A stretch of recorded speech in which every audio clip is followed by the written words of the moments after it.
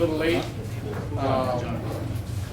This is really like, I guess for some people who weren't here the last time we talked, I got elected to be mayor one day, and the next day the Secretary of Economic Development and Housing awarded the city this big grant to fix Merrimack Street. It's $3.9 million.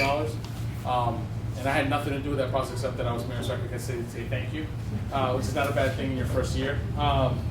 But what I said to them was, I don't think it was enough just to do Merrimack Street East without having the beginning parts of talking about Merrimack West, because for us that's what's left of us, the last of the I've been using the term virgin industrial space, but people tell me they're not that virgin, so I'll just say the last of unused, unmaximized industrial space. And for us to have a plan for that at the beginning, to have an understanding of what we can do in those spaces is really important. Something I didn't know then, that I know now, is that you have to study a thing so you can plan, so you can design, so you can build. So you have to talk about a space almost 4 times. It gets a little tired, people don't know this, but if you don't do those 4 things, you really can't build anything on one of those pieces of property. So this is the first step of really looking at what we have, what's possible in those spaces, so that later on we can build a plan and get to a point where somebody will want to design and build something on some of these lots. It's a thrill to have the help from the architects. They've been great. It's a tough thing to do. You know, there's so many variables that come from outside and kind of figure it all out. This is just that. This is an idea about what we could do in the space with an inventory around those things. And we were able to do that mostly from the help from the state with the dollars from the grant we got from Merrimack Street, but also with the leadership of community development and planning with Teresa Parks, Jim Barnes, and Abel Vargas. Everybody together, coming together to get a sense of what we can do with this plan and not just let it go dormant. It's been going in the last couple of years. So I'm going to be here for a little while. He will be here after I go someplace else. But if you have any questions for me, we can get to it. All right. Thank you so much. It's going to be a great presentation. Thanks.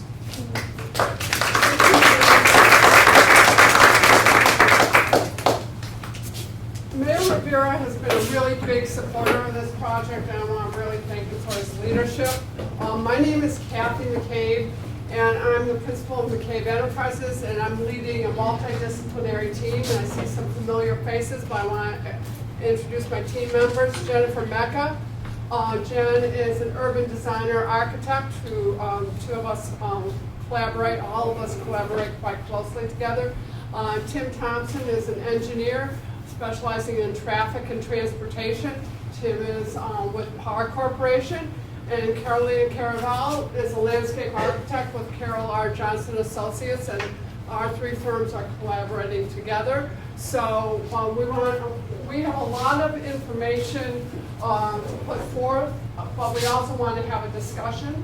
So if you bear with us in the first half, we will also then be good listeners in the second half and try and have a really robust discussion. So we'll move on to the next slide. Last summer, we had a meeting in this very room. Some of you were present, and we heard a lot of different things about what people aspired and wanted for Merrimack Street between the Duck Bridge and Broadway. We've also been involved in outreach at the Salsa Kite Festival, at the Bread and Roses Festival, at the New Balance tent sale. So we've been out and about in the district. People have talked about the need for addressing traffic issues, parking and riverwalk, thinking about complete streets. Open space was a big thing that people mentioned. Everyone seems to universally really like the clock tower in the Air Mill. It's really a landmark for this area. Valuing history, thinking about the importance of jobs, having safe returning area at the intersection just outside. People talked about the need for walkability, trees. Some people wanted a hotel or a pier, access to the river, cleaning the area up, thinking about safety, thinking about the neighborhood and connections, about keeping manufacturing. All of these were ideas that have been voiced by you, and we've been very mindful of it during the planning process. And we're here this afternoon to talk about some alternatives. But we also want to be mindful of the vision that was adopted for the city in terms of economic development, which was to create job opportunities for Lawrence residents, both locally, such as on Merrimack Street, and regionally, expand the commercial and industrial tax base of the city, because the city only generates 42% of its tax revenues locally, which is pretty low for a municipality. By encouraging small business growth, startup ventures, attracting new companies, and retaining growing local businesses. So, and part of that vision is also for Lawrence to be a can-do city, to be creative and flexible, and that the city should strive to support its strengths, including the location, employment base, and diverse space opportunities. You've said Lawrence is a city of promise, and we agree. You have a very strategic location. You are in the quadrant of the Boston metro area that has the most significant job growth in the 93 corridor north of the Pike. That is where most of the job growth is occurring, and you're right there at 93 and 495. Putting the context of Merrimack Street, the yellow area is the area we're talking about between Broadway and the Duck Bridge, between the river and the railroad. It's about 52 acres, 34 parcels, 33 property owners, about 26 active businesses, and there's 5 vacant parcels. But it's important to see this area not by itself, but as part of a larger context. We're only a couple blocks from downtown Essex Street, and a lot's happening on Essex Street with Northern Essex Community College, located just on the other side of Essex. Lawrence General Hospital in the Gateway area has been a major impetus of growth in the medical and social service sector. You've got the Riverwalk and Riverwalk properties that's really demonstrated that you can use old mill space. You've got the McGovern Transportation Center just at the corner of South Union and Merrimack. And you also have the South Broadway commercial area. And we also have really a lot of housing and neighborhoods right just south of Market. So we're in a larger ecosystem. We wanted to do a preliminary market overview because economy and data drive things. One of the things that's important to note is that Lawrence is part of the Merrimack Valley region. Industrial rents are rising right now in the 495 area. Industrial, for good, high-quality industrial, is now $6 to $9 a square foot. That's higher than many other parts of Massachusetts. There is generally a positive absorption of industrial and flex space in the area. What that means is vacant buildings are being leased. There's also new construction going on of about 500,000 square feet. That's a positive sign, so it's an active and robust industrial manufacturing area. So I think that bodes well for thinking about growth in the manufacturing sector. And when we take a closer look, next slide, look at some of the sectors, we can really see growth within the city, but let's think about what some of the industrial users' priorities are. Industrial users today, while Lawrence has a wealth of mill space, tend to favor single-story ground-level manufacturing space. They want high ceilings, loading docks, triple-phase power. They want fiber optics for high-speed reliability in terms of the internet, because they need to do drawings like CAM drawings back and forth. They want a skilled labor force that knows manufacturing as well as advanced manufacturing. Easy truck access is critical. Railroad spurs are a plus, but that depends upon the sector. You know, easy access to vendors and suppliers. They want, generally speaking, low operating cost locations. And they also want water and sewer capacity. Some are very dependent, like the food manufacturing sector, absolutely need water and sewer capacity. Other sectors, such as metals, may not need as much water and sewer capacity. What's interesting is at the last meeting, I mentioned that the number of entrepreneurial ventures, the number of ventures and businesses that are employing residents and employing people in Lawrence has grown nearly 800% in the last decade, last 12 years. And so it's a very entrepreneurial city. That's higher growth than many other portions of Merrimack Valley and the region and the Commonwealth. But in the industrial sector, there's three segments that are growing, both in terms of the number of business establishments and the number of employees. And those are on the top. They're computer and electronic product manufacturing, food manufacturing, and electronic instrument manufacturing. And they require a variety of skills. Food manufacturing requires less entry-level skills, so it's often an entry road and ladder to get into manufacturing. Electronic instruments and computer electronic requires a higher skilled workforce. So the importance of linking vocational ed and the high school in northern Essex to workforce development is going to be critical. But there's a lot of job growth, ranging from 17% to 37%. So you've got an industrial community that's growing and expanding. Not to be overshadowed is the office market. And the office market is a little more complex. Lawrence has a really rich supply of what the real estate industry would call Class B and Class C office space, because you have it in existing mills. So you don't have what they call Class A, which would be similar to the downtown office buildings that you would find in Boston. Though I will say the new building that Lupoli Companies built on Merrimack Street would be considered Class A. That was a built to suit. Rents in the mill buildings are about $10 a square foot. Some are higher, some are lower. And then tenants are often responsible for fit up. Some companies like Lupoli Companies in the Riverwalk provides tenant fit up assistance. Sometimes that's rolled into rent, sometimes it's rolled into a loan, but it helps from a cash flow perspective. Market rents in the region actually are higher for Class A office space of $18 to $22 a square foot. And some rents range up to $29 a square foot, such as in Andover, like Kylie Building just in Shawshing Village.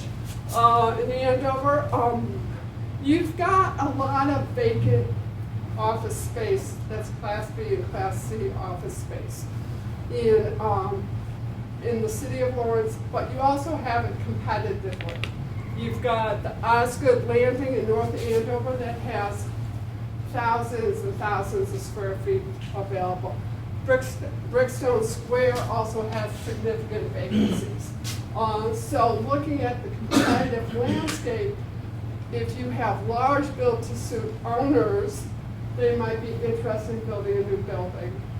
But you don't have Class A office space available, but you have Class B and Class C office space available. And that's got to get filled up before really you can justify new construction. So some of the things that 21st century office market users want is move-in ready space, high-speed internet, again the fiber optic, easy access to workforce, so that people with talent, because businesses are looking for talent, that's the hardest thing for people to find. It's not space. Talent is a critical question. So businesses want amenity-rich areas, because they want amenities because people who have talent often want restaurants and cafes and walking trails and services for themselves where they're working, whether it's childcare or other amenities. Many younger workers really want space that's green and sustainable to work in. So those have become qualities that major office users are looking for. A large corporate single user will consider new construction on build to suit. Small and mid-sized users really want move-in space. They want that high-speed internet, and they want the ability to grow or shrink because it depends upon if they get another contract. They'll want to stretch their wings. If they lose a contract, they want to reduce their costs. Startups, which is really important in Lawrence because you have an entrepreneurial culture, need small space to start up, move-in ready. Sometimes shared co-work space can be an option because you can have many businesses supporting each other, becoming customers and vendors, and looking for like-minded users and having business support services. So how does this affect redevelopment? We did that as the background to kind of set the stage for thinking about Merrimack Street between South Union and South Broadway. A key constraint is thinking about the floodplain. While we live with the river and sometimes we think about the Merrimack River and sometimes it's just, oh, we gotta get across that bridge. But while the river has defined Lawrence and has been part of the reason why Lawrence came to be with the water power and the Great Stone Dam, you've got what's known as floodplains. And the dark blue is the 100-year floodplain. And the aqua, the light blue, is the 500-year floodplain.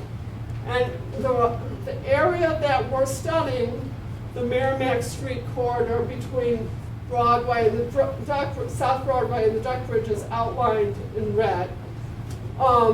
As you can see, many of the properties on the north side of Merrimack have significant, have been marked with the floodplain. The 100-year is where it is required to have flood insurance, which is an additional cost. And the light blue, the aqua, is the 500-year floodplain. And with the issue of climate change and the issue of rising sea levels, even though the river, the land is set fairly high up from the river, we have had floods in Lawrence, and I think the last one was 37 or 38, which was the most significant flood of record. But you do have the 500-year floodplain, and that's an issue in terms of financing and in terms of larger businesses thinking they don't want to locate in a flood-plain area. So looking at the floodplain really defines, in our mind, that you have two different zones of development in terms of cost. The red arrow we see, because you have the view of the river and the view of the canal, is where you potentially could have the greatest land value. But it is also an area where you have the greatest construction costs because you've got to address the floodplain issues. The area, the purple area south of the canal and Merrimack Street is where you have lower construction costs and you have a little more flexibility. So, next slide.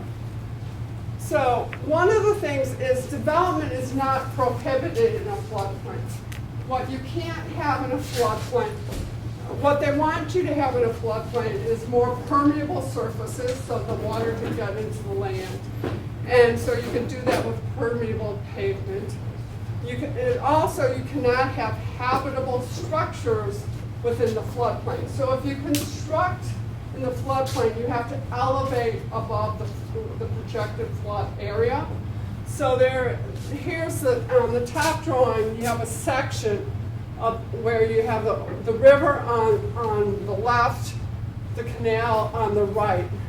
And what is this kind of an approximate section. And the typical way areas respond is to build parking in the floodplain area and then a building above, which tends, because it's usually to justify the cost, you have to have a multi-story building, so that tends to be office or it tends to be housing. And you can have parking and you elevate your occupied uses, whether it's office, whether it's housing, above the floodplain. So in theory, you could walk. And people are going to say, well, what would happen to a parked car?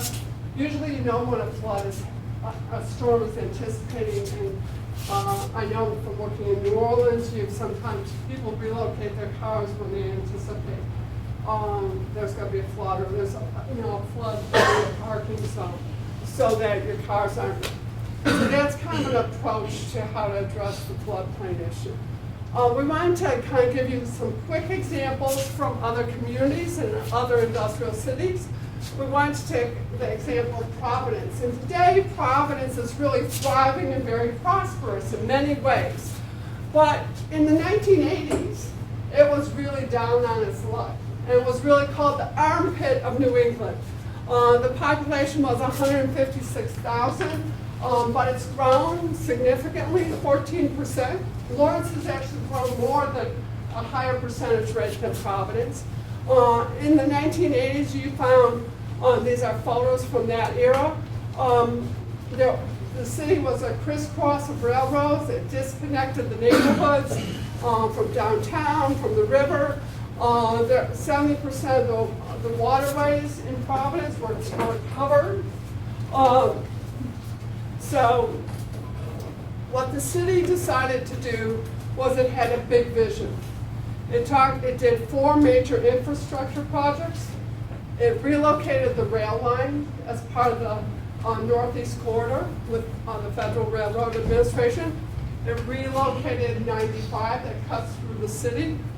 It relocated its river and unleashed it and daylighted it, and also built a pedestrian network, including a river walk. And in 1980 dollars, it spent $169 million, which was a huge amount of money. It had enormous federal resources. It was the capital city, but it did 4 visionary infrastructure projects. That was the catalyst for almost an equal amount of private investment, so that infrastructure provided the framework that enabled development of a hotel, office, and housing.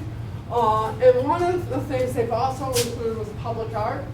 And has anyone been to Providence recently and seen Waterfire, where that has really enlivened the city, and you see hundreds, if not thousands, on a Saturday evening during a Waterfire weekend, and you have vendors and festivals, and so they really use the river walk to really revitalize the city. And it's become really really not just a logo, but a brand for the city of Providence. Another community that's undergoing transformation is the city of Revere and Revere Beach. This is the area by Wonderland, which is the terminus of the Blue Line. And it was acres and acres of parking. And in order to transform the Revere Beach Wonderland area, they needed to build a parking garage so they could develop along the waterfront and take advantage of the water as an amenity. So they built a 500-car parking garage with the MBTA, but they also built a pedestrian bridge that connected the Blue Line, so you can now roll your stroller or roll on a wheelchair with no interruption to the waterfront. This has enabled new development where there was once parking, so there's now housing. There are 4 new condo apartment buildings under construction right now. That was a big thing in Revere because they had not had that previously. And there is a new hotel development slated to break ground within the next 18 months. And as a result of a long-term plan for infrastructure relocation, and also using the strategy I talked about earlier to address parking in the floodplain. You all in July brought up the example of Ponce, Puerto Rico, where there's a waterfront which is near a marina and warehouse transportation industrial center, taking advantage of the port. You can see in the far right industry in kind of the horizon. Then there's a parking lot. Then there's a boardwalk along the waterfront. And their strategy is they used buildings along the waterfront that were temporary buildings but it provides for small businesses for a lot of food and related recreational services as well as temporary. So this has become a real draw, both because it offers family recreation. So, and I'll turn it over to Carolina. Right, so this is Lechmere Canal, and it's very close to the Museum of Science, so I'm sure some of you recognize it. These pictures are for a while back. This was a very blighted area full of one-story buildings, warehouses, and parking lots, and it was considered an expensive area to redevelop. It had some sort of illegal dumping, homeless population that gathered there to commit crimes, and it was not of any environmental value. So then the city decided to invest in the area and provided an open space as a catalyst to attract developers to come in and develop in the area. And they actually hired my firm to do a master plan of the area and subdivide this area into parcels that will fit for business, recreation, and housing. So they invested a total of $25 million, and by year 10, the property taxes on this area generated a $25 million annually back to the city. So this is a clear example that, you know, when you invest in something and using open space, in this case as a catalyst, it pays off. And we'll go down the river to Lowell. Lowell Point Park, it's a spur of investment as well. The city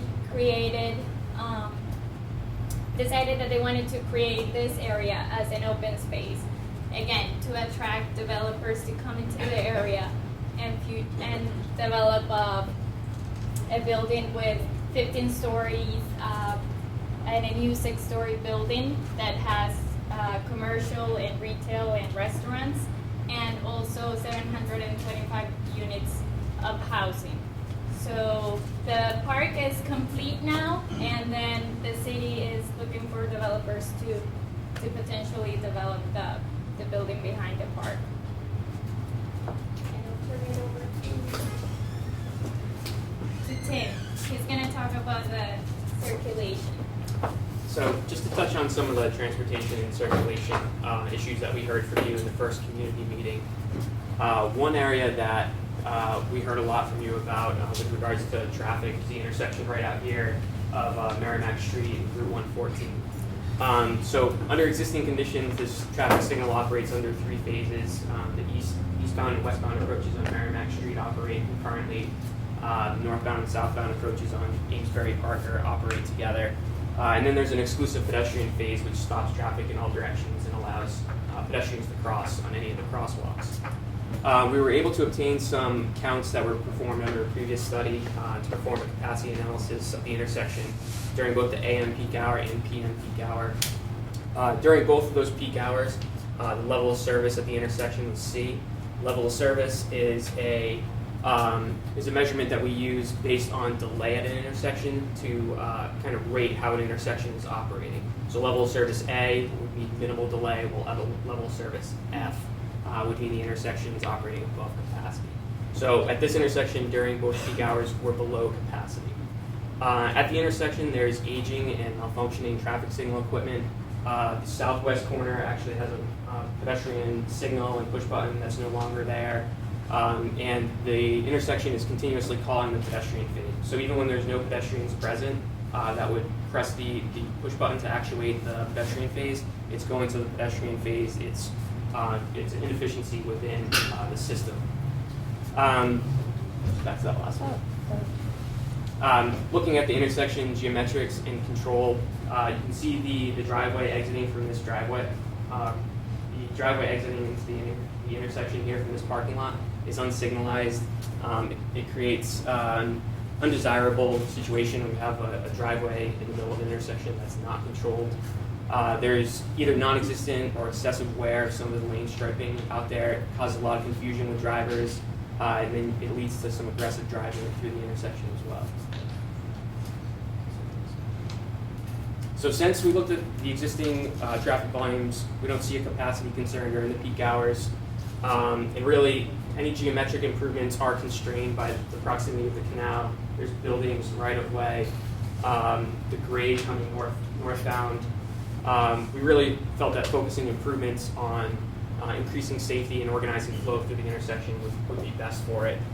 So what we're recommending is really just upgrading the signal equipment, providing accessible pedestrian crossing accommodations, delineating exclusive left turn lanes to really organize flow through the intersection better, supplementing that with lane assignments, signing and striping, and relocating or removing the driveway into this parking lot here.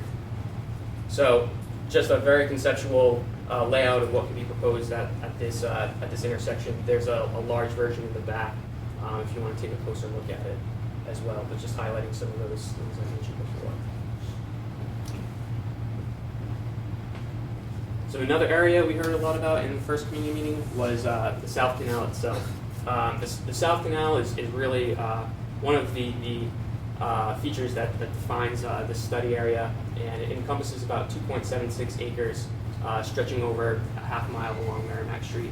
South Canal Street itself is pretty much entirely privately owned, about 2.27 acres of land with an approximate 50-foot wide right-of-way. So one of the options we heard in community meeting one was filling or covering the canal. So we took a look at that and compared it to what retaining the canal would look like. We developed a set of constraints and benefits to go with each scenario that I'll get into a little bit. But filling the canal would be filling it, allowing for area to be developed. Covering the canal would be essentially installing a large culvert to allow for water to flow in a similar manner to how it does now. Depending on how that's actually constructed, it may or may not lend itself to being buildable upon.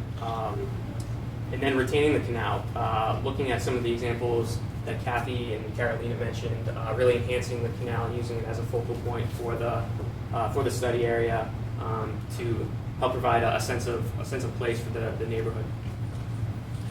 So looking at filling the canal, some of the benefits, like I mentioned, creating additional land area, approximately 3.2 acres of land.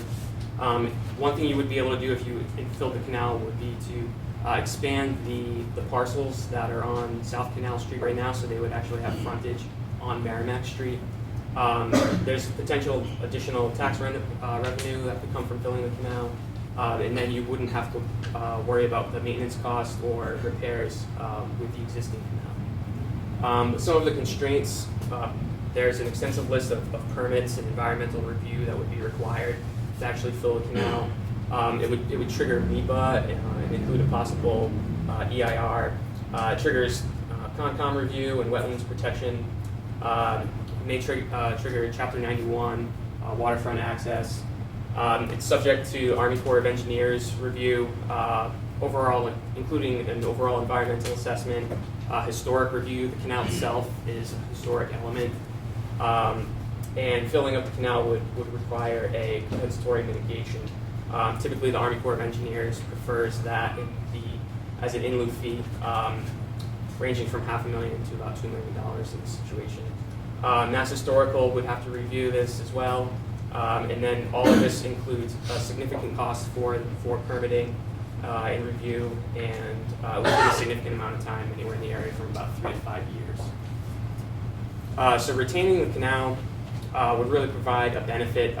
We have the flood storage that the canal provides, but really it can be redeveloped into an amenity to help redevelop the area, such as Kathy and Carolina pointed out in some of the other examples, to really create that sense of place and really create an area that businesses are looking to move into. When businesses move into an area, they look for these types of amenities, so that it would definitely be a benefit with that regard.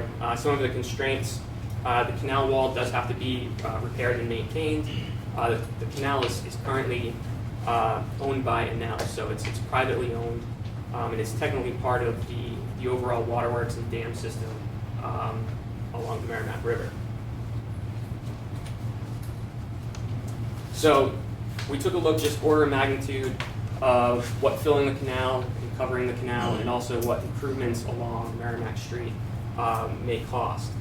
So just filling the canal, just construction costs itself, not including the acquisition of land, not including legal fees, not including the in lieu fees from the U.S. Army Corps of Engineers, we're looking at somewhere in the area of $3 million. Covering the canal, actually constructing a culvert structure on the canal, again, not including permitting, land acquisition, et cetera, that's about in the $6 million range. And then looking at just the enhancements along Merrimack Street and South Canal Street, which would include reconstruction of both streets, addition of landscaping elements, including a river walk, and other amenities, that's about $9 million. So for the covering of the canal and the filling of the canal, really that $3 million and that $6 million is in addition to that base of $9 million, looking at improving the whole roadway infrastructure. So I'll let Carolina talk a little bit about section alternatives. So we're gonna go over a little bit about what the existing conditions of the streetscape looks like. So currently we have sidewalk on both sides of the roadway on Merrimack Street, a canal bank on both sides of the canal, and a roadway that is not very defined on South Canal Street. For alternative A, we have created a more defined edges around the streetscape. So starting with the roadway on Merrimack Street, keeping both lanes, adding parking spaces to the edge of that roadway, and as well as a walkway to be able to enjoy the canal and enhancing the canal banks. On South Canal Street, we did deck over the canal bank to be able to have space as part of the complete street. We want to carry that all the way to Merrimack and have bike lanes that then can be separated with a planting median. The pedestrians and the bikes will be separated by a planting median from the roadway, and as well as having a canal, a walk closer to the South Canal. And for alternative B, in this case, we have separated the bike lanes, so one direction going on Merrimack Street and the other one going on South Canal Street. We maintained the walks, and we eliminated one parking lane from the roadway on Merrimack Street. So we'll just have it on the north side of Merrimack Street. And on Canal Street, on South Canal Street, we'll have the roadway, the walks, and one direction of the bike lane. For alternative C, we move the bike lanes all to Merrimack Street, and we kept the walks on both sides of Merrimack Street, but in this case we decked over the canal bank and allowed for a more pleasing walk along the canal on Merrimack Street. And on South Canal Street, we took some space from the canal bank to be able to extend for a walkway that will be shaded by trees. The roadway, the typical 12 feet each lane roadway, and then a much more ample walk on South Canal Street. So now I'm going to turn it over to Jane. She's going to talk to you about the alternative features and areas. So in looking at all these ideas about the canals, about the streets, and kind of thinking about how this area fits into the bigger picture of the city, at first we had heard a little bit of discussion about, well, maybe there's a river walk, maybe a canal walk, but what really struck us as being important in this situation is actually tying this area back into downtown a little more. So what we're showing here, and you can see a little more detail about the streetscape and this idea over on some of the boards, is basically tying the South Canal with future bicycle trail that's been talked about across the railway corridor. and then tying that into a loop along the North Canal on the island side, and then back down South Union Street. So it really starts to create a circulation route that promotes pedestrian and bicycle visits from downtown here and lets people on work hour, get to downtown and vice versa. People that live in the neighborhood south of Merrimack Street, get to downtown easier. So really kind of tying the city back together with this loop. So you'll see this play out in some of the scenarios I'll show you that we've looked at. One thing I will say, there's big boards. I know they're hard to see on the slides here, and we'll probably round through these quickly, but we're going to actually have some group exercises afterward where we can sit as groups and talk about each of the scenarios. So if you want to go to scenario 1. Actually, before we go to the scenarios, sorry about that, we're going to talk really quickly about just what the existing land use is here. As you can see in red is commercial use. Purple, the lighter purple is light industrial, the darker purple is heavy industry. Light industrial includes warehousing. The orange color is like local commercial, shops, restaurants, and the yellow is housing. So what you can see is there's quite a variety of uses out here already in kind of a mix. One thing that's really key to note on this, there is a fair amount of available land, which is the gray areas. And also the purple tend to be larger areas, and that's something that Kathy had talked about, that industrial really needs larger sites, and the ones here that we have currently are probably about 5-acre lots that have industrial on them. So if you want to go to the next slide, we can look at that quickly. The two sites right adjacent to South Union Street are about 4.8, 5.9 acres, and those are our current industrial uses. That's the manufacturing at New Balance and the current warehousing operations across the street. So the other large site that is industrial is down here, and it's a 3-acre site. So that's kind of the size that we really need to think about if that's the kind of things industry want to bring here. But what we started looking at in terms of how the site kind of breaks out and some of the ways parcels and lots can be put together, what we end up with along the water edge are things that are more along the 2 to 2.5 acre size, which really kind of fits more in that commercial zone, which kind of pairs up with what Kathy was expressing earlier about that notion that along the water's edge, you really want something that's going to take advantage of the views, but also be able to carry that higher cost of construction.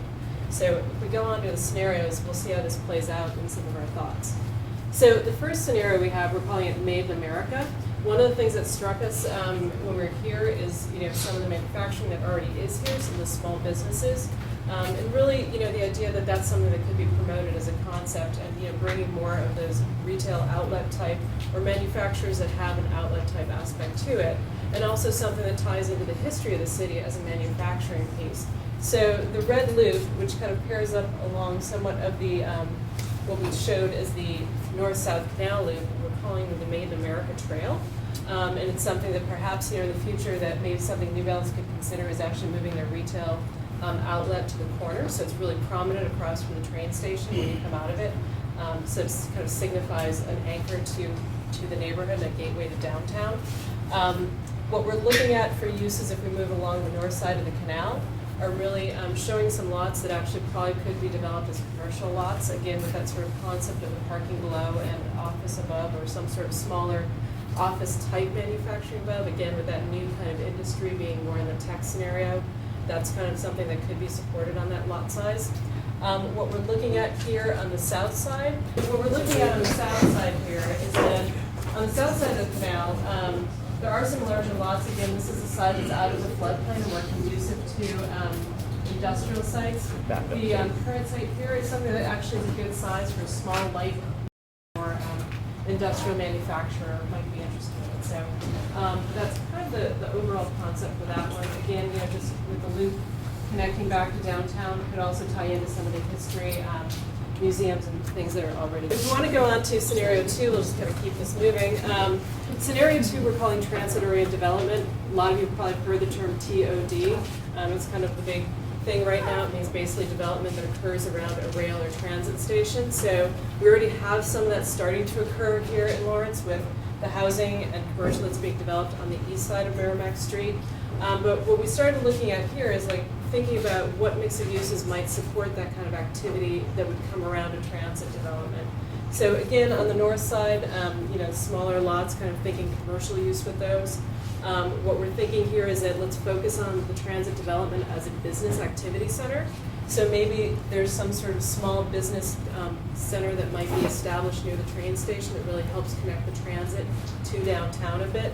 But also one of the things we heard, some of the talks that we did when we were reaching out to people in the neighborhood, just doing a couple events in the city, we heard some discussion about the airport and realizing that a lot of traffic, actually corporate traffic, does come in through the airport, and it actually has a potential to grow that aspect.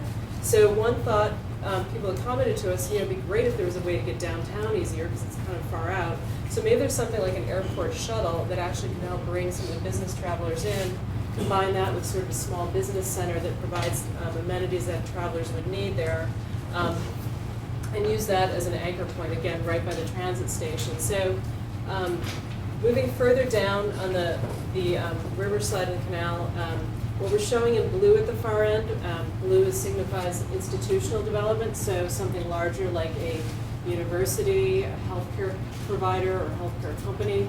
A larger institution that could actually have something that might have office space or residential space that would take advantage of the views on the riverside, but then also compare up with uses on the opposite side, and the area maybe even in that zone in the train siding here, which is, I never remember the name, aggregated industries, that actually maybe could be a parking site, a parking lot site, or a parking garage site to help absorb some of the parking for that.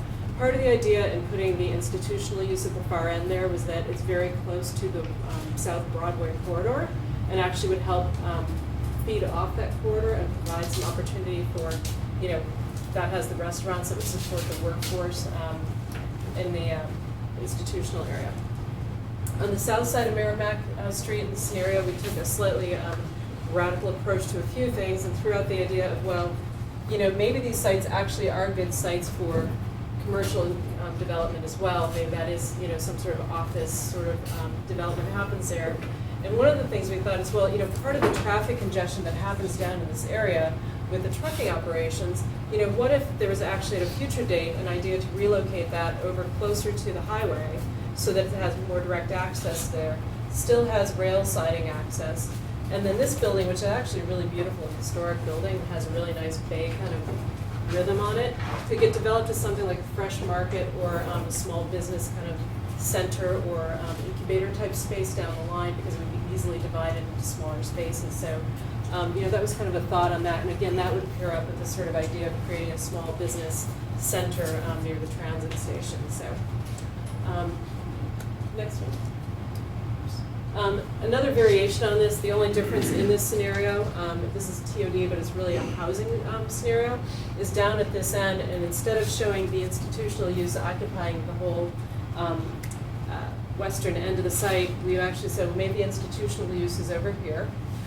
This actually is a prime housing site. It's basically going to be cleared. The environmental issues are going to be cleaned up, and that's something that actually a housing developer would love to come in to a clean site like that. That actually then said to us, well, maybe this site is actually something that is a stronger local commercial, again, restaurant, retail, that actually builds a connection over to the South Broadway commercial corridor. And again, this area becomes kind of parking that satisfies the needs of those two parcels. So we'll go to the last one. This last scenario is sort of a outside the box scenario. In this case, we actually kind of thought about the overall growth and the trajectory of growth in the area and the timeline it takes to kind of get from, as you saw in some of the images that Carolina showed, where you've got the area in Cambridge that was absolutely vacant, empty. It took years for that to actually get built up, transformed, and actually have the commercial development happen. And really, looking at the South Boston Seaport, same thing. It was a 20, 30-year trajectory between vacant lots to what it is now. So, what we thought about is, what if there's sort of an interim scenario that says there's already a lot of vacant space in the island area, and what we really have over here are a lot of vacant lots. Maybe what this area could be in the interim is actually a supportive infrastructure for downtown. And what if we took the parking lots and turned it into solar fields and parking? Because again, that we can put parking in the floodplain. There's a lot of places where you see lately they're starting to build parking lots with canopies with solar on them. So turn basically this entire area into a giant solar field that becomes the infrastructure to support the growth of the downtown and growth of the island. That basically lets this area become kind of like a community solar field, helps lower the electric rates to help attract businesses by providing lower electric rates, provides the parking for downtown because that's one of the major impediments to the island right now is there isn't any parking. And then again with this sort of north-south canal loop, create that green path that actually is the connector between the island and downtown to the South Canal area. And again, maybe the idea of creating some sort of shuttle system that would help transport employees around, and again, possibly the connection further out and down Merrimack Street. So those are kind of the three concepts. I'll turn it over to Kathy to talk about how we're going to sit and discuss them. So these ideas are for discussion. They were, these alternatives were drawn from feedback we got from you. But we need to continue that conversation in that feedback loop, so we want some input from you. But we think there's some questions. There may be things that are missing. There may be an alternative that's a good neighbor or a better neighbor. Some might be more supportive of business or job creation. Some you might think are more sustainable, or a lot of people last time were interested in open space. So we wanted to ask some questions. So we thought it might be helpful. We can have this discussion in a large group or in a small. Why don't we break into small groups for time? And I'm going to kind of organize the tables. So maybe these two tables can be one group. These two tables can be another group. And these two tables can be a third group, so it's like 1, 2, 3.